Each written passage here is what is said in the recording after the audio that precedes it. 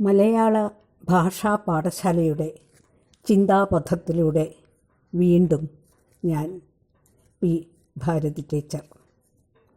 സാമൂഹിക വ്യതിയാനത്തിന് ആധാരമാകുന്ന പുതിയ ചിന്തകളും നീതിബോധങ്ങളും കടന്നു വരാൻ ഉപകരിക്കുന്ന പല മാറ്റങ്ങളും നമുക്ക് മുന്നിൽ എത്തിപ്പെടാറുണ്ട്. അവയിലൊന്നാണ് സമീപകാലത്ത് ലോകം കണ്ട ഏറ്റവും വലിയ മഹാമാരി. കൊറോണയെ പേടിച്ച് നാം വാതിലുകൾ കുട്ടിയടച്ചു. അടച്ചിടലിൻ്റെ വൈരസ്യം മാറ്റാൻ പല വഴികളും നോക്കി. വായനയെ ചേർത്ത് പിടിച്ചു. പഴയ നാളുകളിലെ ഓർമ്മകളെ തട്ടി ഉണർത്തി. മറ്റുള്ളവരെക്കുറിച്ചോർത്തു. സ്നേഹാന്വേഷണങ്ങൾ ടെലിഫോണിലൂടെ അനർഗളമൊഴുകി.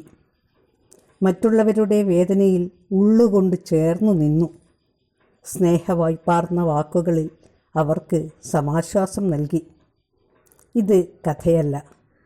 ഒറ്റപ്പെടുന്ന സന്ദർഭത്തിൽ കരുണയ്ക്കും സഹാനുഭൂതിക്കും മനസ്സിൽ എന്തുമാത്രം ഇടം കണ്ടെത്താൻ കഴിഞ്ഞു എന്നുള്ളതിൻ്റെ അനുഭവ ഭാഷ്യമാണ്.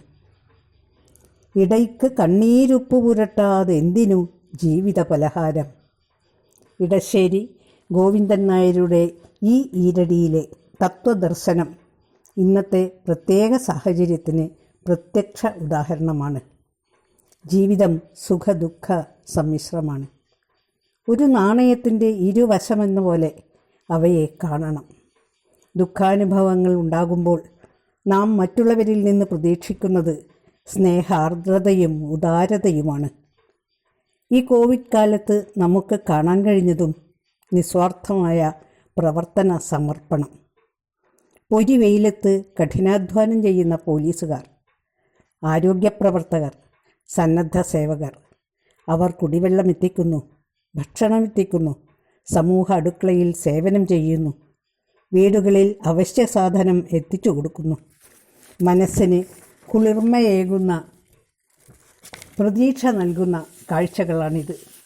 കാരുണ്യത്തിനുമപ്പുറം മനുഷ്യത്വത്തിൻ്റെ മഹിമയാണ് ഇവിടെ പ്രതിഫലിക്കുന്നത്. അധികാരികൾ പറയുന്ന കാര്യങ്ങൾ ഉൾക്കൊള്ളുന്നു. പൂർണ്ണ സംയമനം പാലിക്കുന്നു.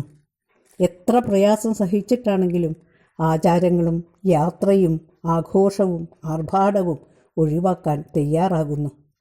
കോടീശ്വരനായാലും കൂലിവേലക്കാരനായാലും ഒരേപോലെ അകലം പാലിച്ചുകൊണ്ട് അടുപ്പത്തിൽ കഴിയുന്നു. സാഹചര്യങ്ങൾക്കനുസരിച്ച് നാം മാറുന്ന കാഴ്ച. അകാരണമായ കുറ്റപ്പെടുത്തലുകളില്ല, രോഷപ്രകടനമില്ല. ചിലർ ഉള്ളിലുള്ള സർഗസിദ്ധികളെ പുറത്തേക്ക് കൊണ്ടുവരുന്നു. പ്രതികൂല സാഹചര്യങ്ങളോട് പടവെട്ടി സമരസപ്പെട്ട് മുന്നോട്ടു പോകുന്നു.